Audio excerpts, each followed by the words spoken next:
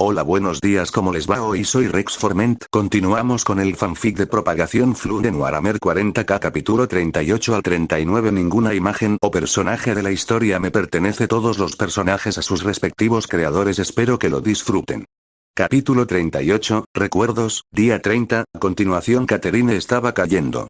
El viento la azotaba, silbando suavemente en sus oídos. Miró hacia abajo y vio nubes, no como las que cubrían Monstrum, oscuras y totalmente oscurecedoras, sino como las que podrían encontrarse en un mundo agrícola, coloreadas con todos los tonos del amanecer, pasando perezosamente. Naranja, rojo, rosa, púrpura, luz proyectada por un sol que colgaba bajo en el cielo. Debajo de ella, un océano que brillaba y reflejaba el mundo superior que nunca parecía acercarse sin importar cuánto tiempo cayera. A pesar del aire que le golpeaba la cara, sus ojos no se nublaron ni sintieron ninguna molestia, ni ninguna otra parte de ella. El aire era cálido y seco, más confortable para ella que los húmedos pasillos de Monstrum. Reconoció este lugar o, mejor dicho, conocía un lugar como ese. Charnos IV había sido un mundo santuario dedicado a Santa Eregia la Pura, y su hogar. Había sido un mundo hermoso, no solo por las imponentes catedrales, incomparables en todo el sector, sino también por sus frondosos bosques y prósperos océanos, repletos de todo tipo de vida exótica, desde pequeños peces del tamaño de uñas que saltaban del agua y usaban sus aletas como alas para flotar, hasta leviatanes tan grandes como naves de ataque al vacío que nadaban a una velocidad asombrosa en aguas abiertas y emergían para arrastrarse por la tierra. Entonces, llegaron los Xenos. Catherine vio cómo las luces de las nubes y el cielo se oscurecían, y el océano se oscurecía. Giró su cuerpo y miró hacia arriba para verlos. Descendían como un torrente de lluvia, tan imparable como interminable. Las cápsulas de desembarco hechas de quitina orgánica rugían como meteoros en el aire, sus cuerpos en llamas pasaban a toda velocidad junto a ella para impactar el mundo inferior. Los cañones de fuego celestial y otras innumerables defensas orbitales deberían haber abierto fuego, deberían haberlos protegido, aunque solo fuera por un instante, pero las armas de Charnos IV permanecieron en silencio. Ya no caía del cielo, sino por las calles de su ciudad natal, cuyo nombre había olvidado. Esta noche, sin embargo, lo recordaba demasiado bien. Era diminuta, quizá no mayor de 5 o 6 años, llevada en brazos por un hombre que podría haber sido su padre o simplemente alguien que no estaba dispuesto a abandonar a una niña perdida a su suerte. El hombre corría por las calles, entre las sombras y los callejones, evitando el sonido de los disparos de las ametralladoras y los gritos. Ella sollozó en su hombro y él la abrazó con más fuerza. Todo irá bien, había dicho. Todo irá bien. Quizás intentaba convencerse a sí mismo tanto como a ella. A través de sus lágrimas, solo vio fragmentos, pero incluso eso fue suficiente. Bajaron por un callejón, solo para que el hombre se detuviera de repente, se diera la vuelta y saliera corriendo. Por desgracia, estaba bien posicionada para ver de qué huían. Un monstruo de 4 extremidades, cubierto de placas quitinosas y erizado de garras y colmillos, que dejaban surcos en la roca al correr hacia ellos, acercándolo cada vez más, cada vez más. Podría haber gritado, probablemente lo hizo. Sin embargo, lo que más recordaba eran los ojos de la bestia. Eran de un amarillo brillante, enfermizos y completamente inhumanos. Fueran cuales fuesen las emociones, los deseos que impulsaban a esa criatura, no tenía posibilidad de comprenderlos. La criatura saltó hacia ella, con una garra extendida, buscando atravesarle los ojos, solo para que una ráfaga de luz verde oscuro la impactara con un gran rugido, lanzando al monstruo por los aires antes de estrellarse contra el suelo. Apenas había dado un paso más cuando el monstruo se levantó y se enfrentó a esta nueva amenaza. El guardia se alzó, desafiando con orgullo a la criatura, blandiendo un cuchillo de combate manchado de sangre púrpura. Más atrás en el callejón, vio a docenas de criaturas iguales al monstruo abalanzándose hacia adelante. El guardia avanzó a grandes zancadas, blandiendo su cuchillo con la fuerza del dios emperador, profiriendo un grito de guerra silencioso mientras luchaba contra los monstruos. El hombre no dejó de correr. Su último atisbo del valiente guardia fue cuando una docena o más de monstruos descendieron sobre él por todos lados. Entonces, el hombre dobló una esquina y no vio nada más. No estaba segura de cuánto tiempo corrió ni de qué distancia, pero su ritmo no flaqueó, aunque recordaba lo resbaladizo por el sudor que sentía el cuello al que se había aferrado con uñas y dientes. Recordaba haber visto más cosas parecidas a los monstruos y también otras cosas. Vio mutantes y humanos luchando con la misma furia que la criatura que había intentado saltar sobre ella. También vio a quienes se les oponían. Guardias, fuerzas de defensa planetaria, incluso ciudadanos comunes vestidos solo con la ropa que llevaban puesta, la cual había recogido las armas de los caídos. Se reunieron alrededor del hombre que la cargaba incluso cuando más monstruos se acercaban. Ella los observó mientras sangraban y morían bajo las garras del enemigo, escuchó sus gritos mientras eran destrozados. En algún momento, el hombre que la cargaba cayó. Tal vez estaba abrumado por el agotamiento. Tal vez había sido herido. Tal vez su cuerpo simplemente se había rendido. Ella cayó con él, pero él logró girar lo suficiente como para no golpear el suelo, pero se llevó la peor parte del colapso. Intentó sacudirlo, haciéndole una pregunta cuyas palabras no podía recordar. Él no había respondido, sus ojos simplemente miraban hacia un cielo que se había oscurecido, aunque no de noche. Recordó ser envuelta por un nuevo par de brazos, ser arrancada del hombre mientras intentaba sacudirlo para despertarlo. Nunca vio la cara de la persona que la tomó, solo recordaba el chaleco de combate verde que habían usado. La llevaron a toda prisa tras las líneas de defensa levantadas a toda prisa, pasando junto a campamentos llenos de más muertos que heridos, y por calles abiertas en lugar de sombras y callejones. La llevaron a una zona amplia y despejada. Un puerto espacial, o algo que se había convertido en uno por necesidad. Una sola lanzadera esperaba, rodeada de una multitud de civiles que lloraban, gritaban, vociferaban, exigían, amenazaban y suplicaban, retenidos por guardias. La dejaron pasar, posiblemente por quien la había traído, y la pasaron a otra al otro lado de la línea para evitar que otros se abalanzaran sobre la lanzadera, ya casi llena. La encerraron en un rincón de la lanzadera, llena de hombres santos, sacerdotes, que parecían tan aterrorizados como los de fuera.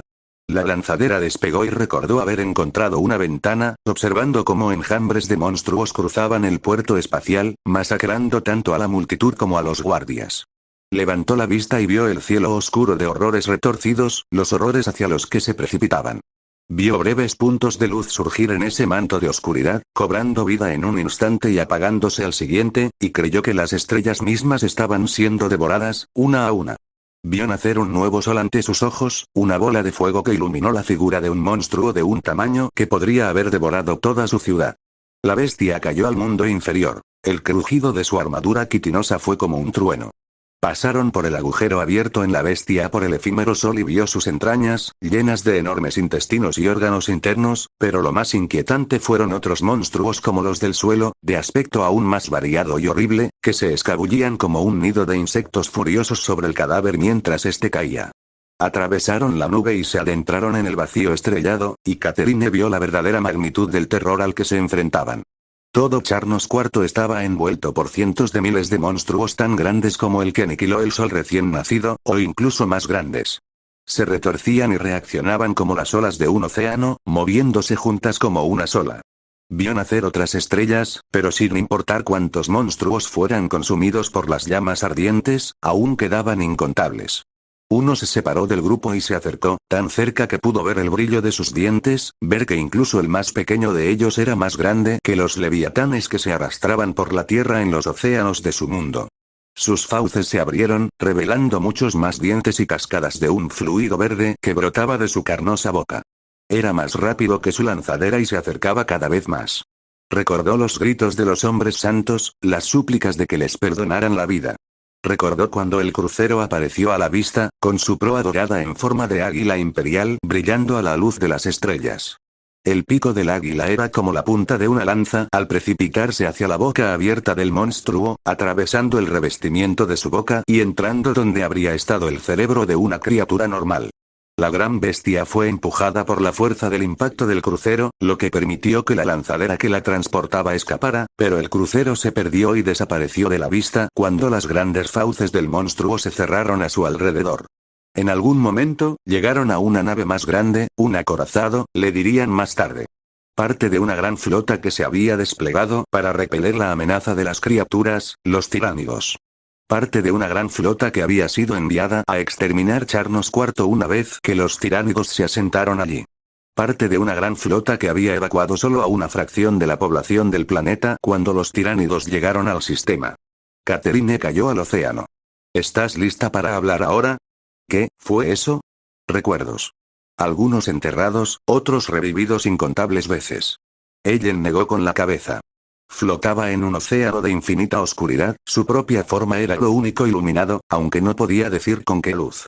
Vestía ropas sencillas, como las que podrían haber pertenecido a cualquier campesino de un mundo santuario. Su cuerpo no era lo que debería haber sido.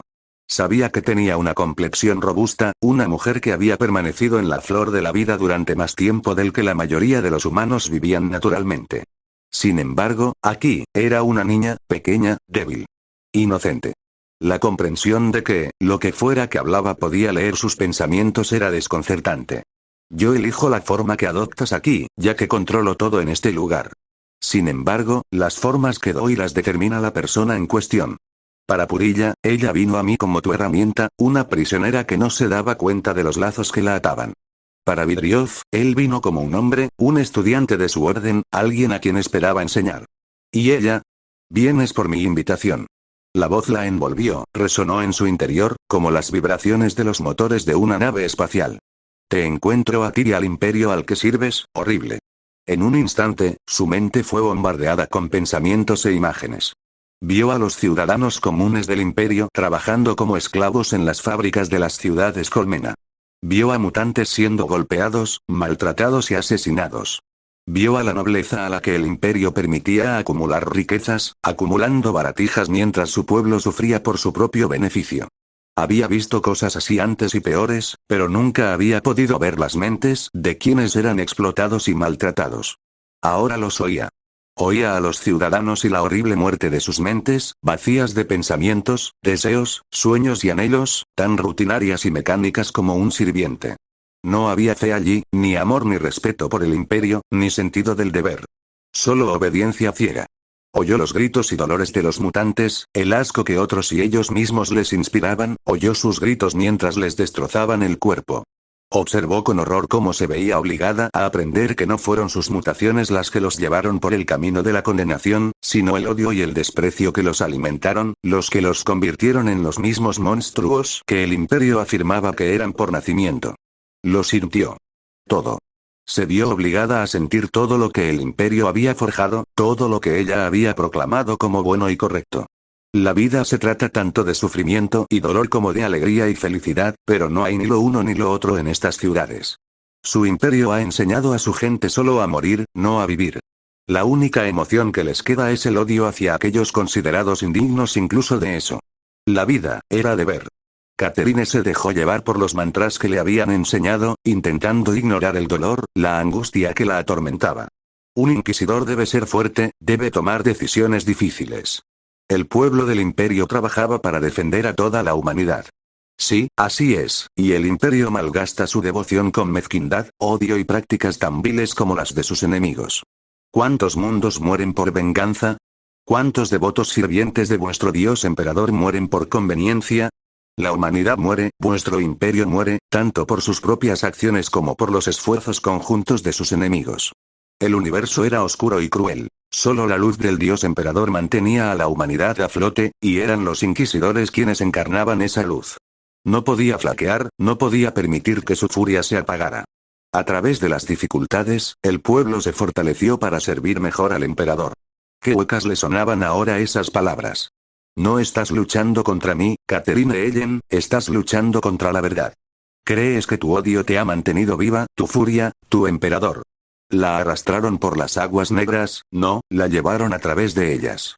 Sintió sus brazos rodear el cuello de alguien que corría, aferrándose con fuerza a él mientras la llevaban a un lugar seguro. Te equivocas. El imperio no es la razón por la que la humanidad sobrevive. Tampoco lo es tu emperador. Ni la Inquisición, ni los marines espaciales, ni la eclesiarquía, ni ninguna organización. La humanidad perdura gracias a hombres y mujeres como los que te salvaron de tu hogar. Los que vieron a una niña asustada, y la ayudaron. Absurdo. Negó con la cabeza, soltando al hombre, solo para encontrarse hundiéndose en el agua una vez más. Esta vez, sin embargo, ya no estaba en el cuerpo de una niña, sino de una adulta. Una amabilidad como la que habían hecho era debilidad. Nunca debieron haberla subido a esa lanzadera. Estaba destinada a sacerdotes, no a niños. Podría haber estado infectada, podría haber sido una espía o una infiltrada. Podrías haberlo sido, sí, pero te ayudaron de todos modos. Y no solo a quienes te transportaron. Dime, Inquisidor, ¿por qué una flota realizaba un rescate en un sistema que contenía una flota enjambre tiránida? ¿Crees que alguien en tu planeta valdría la pena arriesgar tantas naves, que valdría la pena sacrificar un crucero por él, a los ojos de tu imperio? La entidad ya sabía la respuesta y ella también. Yo creía que no. El almirante de esa flota desobedeció las órdenes de salvar a todos los que pudiera. Dime, ¿cómo recompensa el imperio a quienes no solo rescatan con éxito a decenas de miles de inocentes, sino que también evaden una flota enjambre tiránida? Todavía recordaba los gritos del almirante mientras su desollado se transmitía por toda la flota. Quienquiera que hubiera estado a cargo de decidir la ejecución por su traición ese día debió sentirse vengativo. Se lo merecía, se dijo a sí misma. Desperdició recursos. Su imperio es cruel. A veces, la crueldad es necesaria, pero todo lo que su especie logra con los horrores que inflige es alimentar las mismas cosas a las que se opone con tanta vehemencia. Sintió esos horrores a su alrededor, fuera de la vista en la oscuridad. El agua se movía con su paso, se estremecía con sus susurros risueños. Creyó ver siluetas, formas incomprensibles moviéndose en la oscuridad, tan tangibles como sombras. Tienen hambre y los conocen a todos. Se han alimentado bien gracias a la Inquisición y sus atrocidades. Ella no estaba, la Inquisición no era el problema. Los impuros, los inmundos, lo eran. Solo mediante la purificación la galaxia podría recomponerse. Puedes mentirte a ti mismo todo lo que quieras, pero nunca podrás mentirme a mí. No crees en tus propios pensamientos. Actúas, finges, te escondes de tu propio potencial. Crees que las preguntas que surgen en tu mente, las dudas que tienes, son debilidades, cosas que no deben simplemente ser aplastadas, sino que nunca deben surgir. Una inquisidora no albergaba dudas. Pero tú sí. Eres una pobre inquisidora, Catherine Ellen. Y por eso aún hay esperanza para ti. Purilla observó cómo Catherine abría los ojos y se incorporaba. ¿Estás con nosotros?, preguntó Purilla. Vete, hereje, susurró Catherine, tan disgustada consigo misma como con Purilla. Purilla ladeó la cabeza, más confundida que molesta. Si alguien podía llegar a alguien tan testaruda como Ellen, esa era Tide, ¿verdad? Está en el camino, pero el viaje es largo. ¿Debería irme?, preguntó Purilla, insegura. Antes, cuando Catherine se lo exigió, Tide la detuvo, pues podría haber intentado hacerse daño si creía estar sola. Ahora, sin embargo, si así lo deseas. Has hecho más por ella de lo que nadie podría haber esperado de ti. Ahora velaré por ella. Purilla asintió, más a Tide que a Catherine, y se marchó. No estaba del todo segura de qué debía hacer. Para alguien de quien siempre se había esperado que obedeciera órdenes, era tan liberador como abrumador. Gobernador Selvig, ¿a qué debemos este honor? Selvig entrecerró los ojos. El hombre que apareció, mostrado por holograma, no era el gobernador de Malum, sino un hombre más joven. A juzgar por el uniforme, era un oficial de alto rango de las fuerzas de defensa de la colmena, un coronel. ¿Quién es?, preguntó. ¿Dónde está el gobernador Coris? Me temo que está indispuesto en este momento, respondió el coronel. Selvig esperó más, pero el coronel guardó silencio. Entonces ve a buscarlo, resopló Selvig finalmente. Debo hablar con él sobre su negativa a enviarme los refuerzos que ordené. El coronel ladeó la cabeza. Si no recuerdo mal, gobernador, sus órdenes fueron que se enviaran 10 regimientos para ayudar en su campaña del este. No voy a discutir esto contigo. Selvig estaba indignado. ¿Cómo se atrevía? Tráeme a Coris. Ahora. Tendría que hablar con Coris sobre el alto nivel de impropiedad de sus subordinados. Como dije, señor, está indispuesto en este momento, respondió el coronel. Selvig estaba empezando a perder los estribos.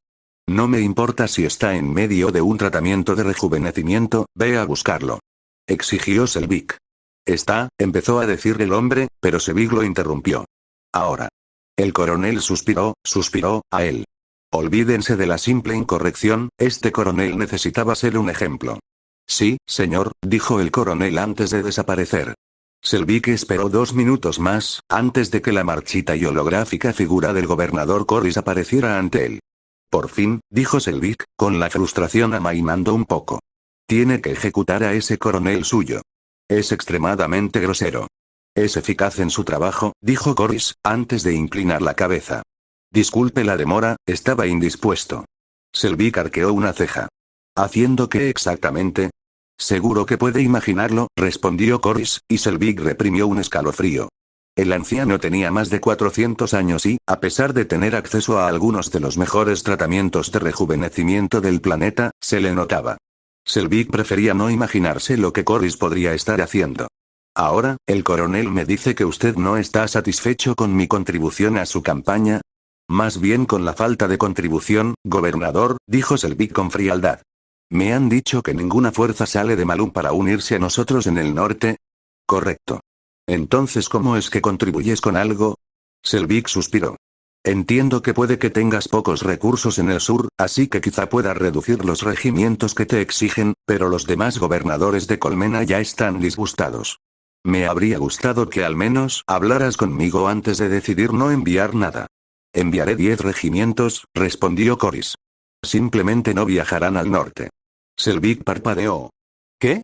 No podía querer decir, se dirigirán al este desde Malum, afirmó Corys. Mientras tus fuerzas se enfrentan a estos cultistas mutantes en el norte, las mías atacarán desde el sur. 10 regimientos no pueden tomar una ciudad colmena, dijo Selvig, incrédulo. A tus fuerzas les iría mejor uniéndose a las mías. Si quieres, te enviaré 10 regimientos más para que se unan aquí en el norte, dijo Corys encogiéndose de hombros. Selvig se quedó boquiabierto. ¿Estás bromeando? Selvig no estaba seguro. Corys siempre había sido un tipo raro, pero todos los gobernadores de Colmena lo eran. Para nada. Eso dejaría a Malum prácticamente indefenso, le recordó Selvig. ¿Se estaba volviendo loco? Corys rió. Para nada. Tenemos 40 regimientos reclutados, entrenados y equipados en este momento. ¿40? Eso era imposible. Hacía menos de un mes, Malum solo contaba con 20 regimientos. El reclutamiento podía permitir reunir una gran cantidad de tropas, sí, pero llevaría tiempo entrenarlas y equiparlas. Malum, por lo que Selvig sabía, ni siquiera había comenzado el reclutamiento. Corys, sin duda, había perdido la cabeza. Sí, supongo que eso da la impresión de que estamos siendo bastante codiciosos, dijo Corys, sin entender en absoluto por qué Selvig estaba sorprendido.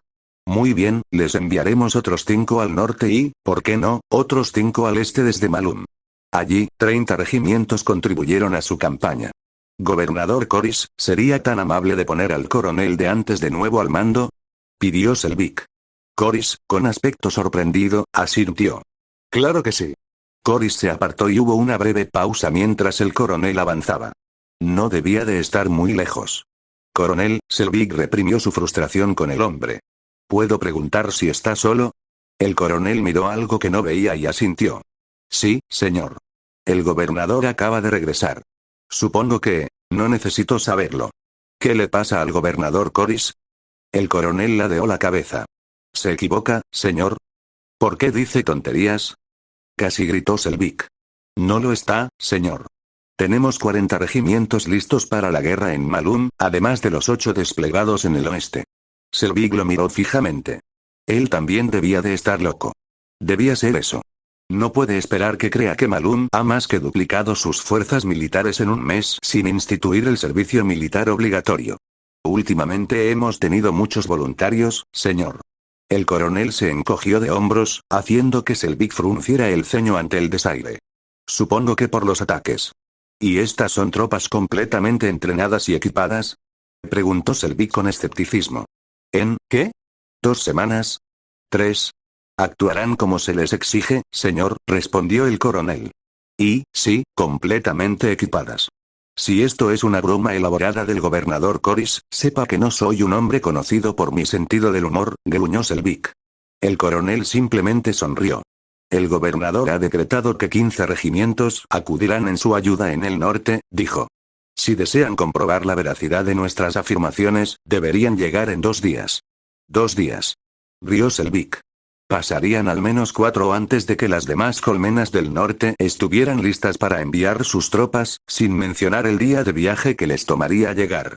2 días, señor, repitió el coronel con una sonrisa. Capítulo 39, Recuperación, día 31.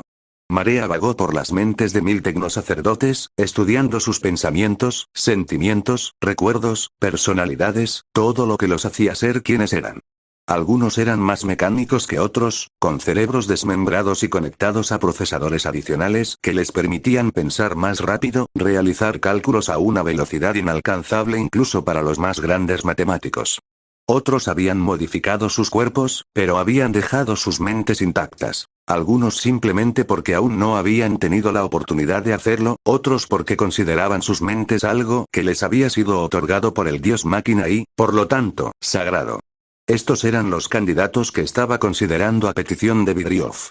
Le había llevado unos instantes determinar que Vidriov estaría dispuesto a trabajar con él, aunque esto había tomado una forma inesperada con la creencia de Vidriov de que era algún agente del dios máquina.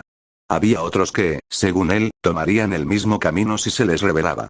No tenía problema en trabajar con los religiosos, incluso con los fanáticos, siempre que no causaran sufrimiento a otros.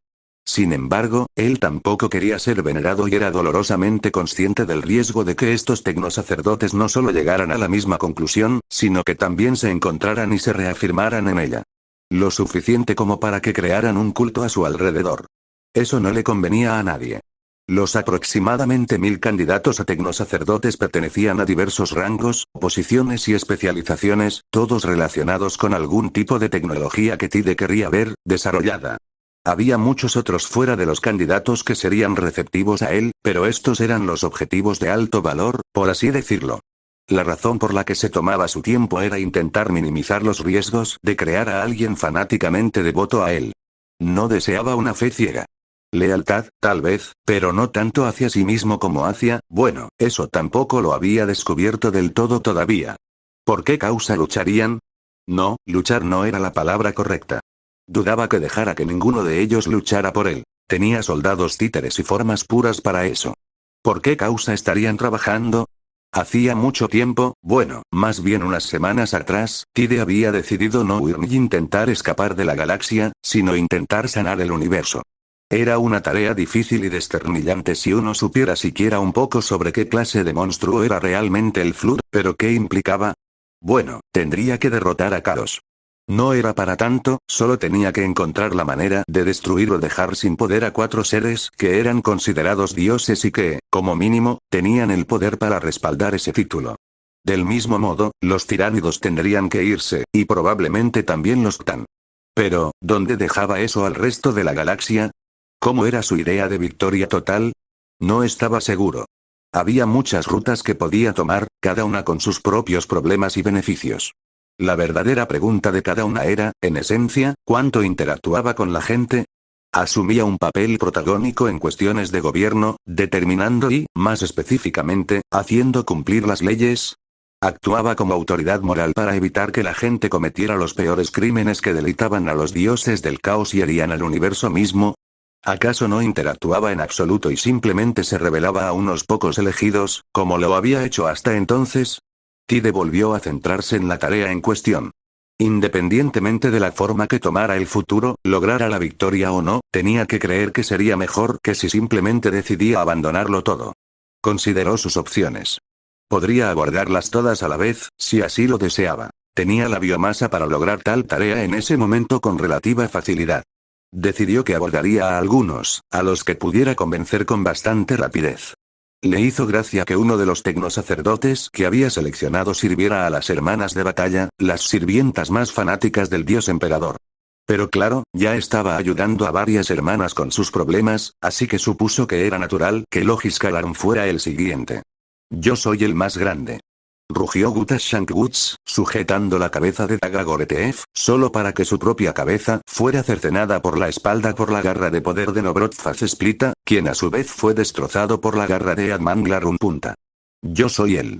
Comenzó Edmangla a rugir a la multitud de orcos reunidos, vitoreando y aclamando por el derramamiento de sangre, solo para ser interrumpido cuando el foso de combate dentro del círculo de restos que conformaba su arena explotó. La sangre salpicó a la multitud, con fragmentos de extremidades y escombros que volaron hacia varios a gran velocidad, matando a muchos. Los que quedaron vitorearon con más fuerza cuando el que había disparado la ráfaga avanzó, o mejor dicho, a grandes zancadas. Bonesmasa Scrapota era el orco más tirador de la historia, o eso decía. Sin duda, era el que cargaba con más potencia de fuego entre este lamentable grupo de imbéciles, debido a que había quedado sepultado en uno de los pocos Death Dreads que habían traído con el Goa'uld de Grinide. El cañón del Death Dread, que acababa de reducir a varios de los orcos más grandes que quedaban en kilómetros a la redonda, a pasta roja y verde, bajó, aunque solo ligeramente, mientras las garras gemelas de Scrapota cortaban y chisporroteaban, y su Death Gun silbaba de una forma que hizo retroceder varios pasos a los chicos más cercanos el más grande. Proclamó Scrapota y nadie se atrevió a desafiarlo. Yo soy el más inteligente. Si alguien era más inteligente, era lo suficientemente inteligente como para mantener la boca cerrada. Ahora soy el jefe. Los murmullos entre los orcos reunidos pronto se convirtieron en cánticos. Aplastamiento de huesos. Aplastamiento de huesos. Destroza huesos. Desde dentro de su Death Dread, Scrapota esbozó una sonrisa violenta, avariciosa y brutalmente astuta. Cass respiró hondo, con una mano apoyada en la pared mientras intentaba estabilizarse. Los interminables pasillos se arremolinaban a su alrededor. Vio que Brunt extendía la mano sana hacia ella, pero ella la apartó. Quédate quieta, dijo, tragándose la bilis, sintiendo que le quemaba la garganta. En la otra mano, sostenía el brazo inerte de él, con la manga de la camisa desgarrada y un feo trío de cortes rojos clavándose en su carne. El monstruo que lo había desgarrado yacía a pocos metros de distancia, acribillado a balazos de pistola automática. No te fuerces, dijo Brunt, y ella negó con la cabeza, arrepintiéndose al instante mientras la visión se nublaba. Está bien, susurró, incluso mientras se tambaleaba. Él volvió a extender la mano y esta vez ella no lo apartó, sino que la rodeó con su brazo sano, abrazándola. En posición vertical. Apoyó la cabeza en su brazo y, lentamente, ambos se sentaron. No, no podemos quedarnos aquí. Lo sé, dijo Brunt, pero no intentó moverla. Cerró los ojos con fuerza y los abrió, intentando recuperar la compostura. Se concentró en su rostro. Nunca se había afeitado bien, pero ahora le estaba creciendo la barba. Incluso con ese pelo cubriéndole la cara, aún podía distinguir la ligera tensión en sus ojos, la tensión en sus mandíbulas. Estaba segura de que ocultaba el dolor que le causaba el brazo. Agarró el paño que una vez fue su manga. Ya había limpiado la herida, al menos tanto como se podía limpiar en las entrañas de una ciudad colmena, y lo vio estremecerse mientras se lo envolvía con fuerza. El paño opaco se oscurecía aún más al absorber la sangre como un hombre muerto de sed bebía agua. ¿Demasiado apretada?, preguntó entre jadeos. Él negó con la cabeza. Lentamente, el mundo pareció enderezarse y griega. El latido en su cabeza se apagó. ¿Mejor?, preguntó él, como si no fuera él el herido. Mejor, asintió. No, seas tan imprudente. No lo haré, se disculpó. Ella lo abrazó, consciente de su brazo herido, y él volvió a rodearla con el brazo sano, atrayéndola hacia sí. La besó en la cabeza. Saldremos de esta, susurró. Era mentira, ambos lo sabían, pero era agradable oírlo. El sonido de chillidos resonó por los pasillos y su momento de respiro terminó. Ninguno estaba seguro de si los sonidos provenían de cerca o habían rebotado kilómetros a la redonda, pero tampoco querían averiguarlo. Arriba, dijo ella, y ambos ayudaron al otro a ponerse de pie. Con solo un brazo que él podía usar con seguridad, tendrían que dejar atrás una de sus dos pistolas automáticas, aunque Cass se aseguró de llevarse la munición antes de avanzar por el pasillo. Quizás podrían encontrar una pistola para Brunt, se dijo, aunque se preguntaba si eso cambiaría algo. Se preguntó si no sería mejor simplemente, cortó su hilo de pensamiento antes de que pudiera continuar, sin querer siquiera considerarlo. La vida para ambos había sido una lucha por sobrevivir desde que nacieron. No habían perdido las ganas de vivir entonces y se habían encontrado el uno al otro para refugiarse. Se obligó a sonreír y Brunt notó su expresión. ¿Algo gracioso?, preguntó, sin poder evitar una risita que escapó de sus labios al ver su alegría. Solo recuerdo cómo la cabeza de ese monstruo estalló, dijo ella, y él soltó una breve carcajada. Sí. Él hizo un chasquido con los labios y ella también rió. No tenía ni idea de por qué les parecía gracioso. Simplemente lo era. Aliciel yacía boca arriba en una playa de arena, mirando al sol. Deberían haberle dolido los ojos, deberían haber estado tensos por el brillo, pero no sentía nada más que la calidez de su luz en su rostro combinada con la suave brisa. Llevaba allí, años, pensó. Parecían años, en cualquier caso. Devorando el tiempo de una forma que nunca antes había visto, que nunca antes se le había permitido. Había visto el sol ocultarse en el horizonte y las estrellas salir a bailar en el cielo 1000 veces, y sin embargo, su belleza nunca dejaba de conmoverle el corazón. Un corazón que creía frío e indiferente a tales maravillas durante casi 50 años. A lo lejos, oyó el zumbido del motor de una lanzadera y se percató de que alguien yacía a su lado, alguien cuyo rostro nunca había visto, pero a quien había llegado a conocer bastante bien con los años. ¿Estás contenta aquí ahora? Me alegro, pero aún sientes dolor. Asintió con un suspiro. Lo había pospuesto durante años y él lo había permitido, sin forzar la situación. Nunca había tenido claro que era él. Nunca se había nombrado a sí mismo, suponiendo que fuera un él, pero ella nunca había sentido malicia demoníaca en su ser. Tampoco había sentido indicios de la luz del dios emperador en su interior. Él era algo más. Un tercero. Algo gris que había invadido su mundo de blanco y negro. No era un sirviente del dios emperador, pero tampoco malvado, como le habían enseñado que eran todas las cosas no tocadas por su divinidad. ¿Estoy lista?, preguntó, con la incertidumbre apoderándose de ella. No soy yo quien puede responder a esa pregunta. Hizo una pausa, esperando a que ella hablara. Si decía que no, si decía hoy no, él se retiraría y volvería mañana. De esto estaba segura, porque había dicho hoy no todos los días hasta entonces y él se había marchado cada vez. Era paciente. Eterno, pensó. Sí, dijo finalmente Aliciel, cerrando los ojos. Sintió cómo el agua del océano subía y la arrastraba hacia el mar. Al abrir los ojos, Aliciel contempló el cielo estrellado de Gulrak, mientras una estrella caía del cielo, abriendo un camino hacia abajo. Podía oír su rugido lejano, o quizás lo imaginaba. Su cuerpo se movía solo, actuando como lo había hecho esa noche. Nadó tan rápido como pudo de regreso a su aldea, pero sus extremidades, tan cortas y débiles, nunca serían lo suficientemente rápidas para vencer a la lanzadera. Se preguntó si debería haberlo intentado con tanta fuerza, sabiendo lo que vendría. Una parte de ella quería que su cuerpo se detuviera, que nadara lejos. Sabía que si lo intentaba, se lo permitiría. Sin embargo, continuó adelante, sin querer dar marcha atrás. Llegó a la orilla y emergió del agua. Intentó correr a su aldea, pero ya estaba cansada y el agua que había acumulado en su ropa la agobiaba. Para cuando llegó, la lanzadera ya llevaba un rato allí. Recordaba esa nave a la perfección y se destacaba nítidamente en su memoria, aquí y ahora. Su casco era del color de la sangre y estaba adornado con símbolos dorados que no reconoció en ese entonces, salvo por el águila imperial que se exhibía de manera más prominente en sus alas. La nave poseía una decoración adicional en forma de una cabeza de águila dorada que ocupaba la mayor parte de la proa. El ostentoso diseño continuaba a lo largo de toda su longitud, de modo que las alas de la nave parecían las alas de un águila. Del pico abierto en la parte delantera emergía el cañón láser giratorio de la lanzadera.